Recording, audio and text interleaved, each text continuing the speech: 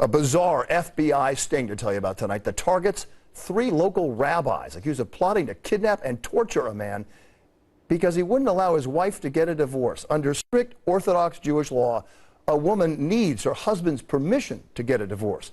This plot in 2 states, New Jersey and New York. Here's Eyewitness News reporter Stacey Sager. If they know anything about the case that has rocked their community, they weren't saying much outside the federal courthouse in Trenton this evening. But federal prosecutors were talking about the 10 defendants that were allegedly in the business of kidnapping and torture. 3 of them rabbis. It's not really an exercise of religion, it's really about money and violent crime. Here in Flatbush, where the FBI raided the home last night of Rabbi Mendel Epstein, the alleged mastermind of the conspiracy, some say there are victims the feds don't know about. Busted my finger, busted my ribs.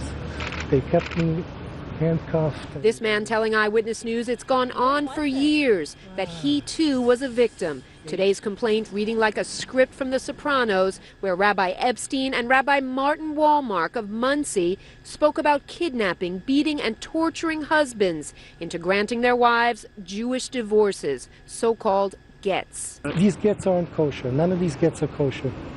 They're all for money. Rabbi Wolmark, whose yeshiva here in Muncie was also raided last night, was recorded telling an undercover posing as a wife, quote, "You need special rabbis who are going to take this thing and see it through to the end." The defendants going as far as gathering at a warehouse in Middlesex County where they said the torture would occur. Rabbi Epstein recorded saying, quote, "We take an electric cattle prod. We prefer not to leave a mark. You put it in certain parts of his body, and in 1 minute the guy will know," end quote. Here at federal court today, all of the defendants were held without bail, but not for long, their attorneys hope.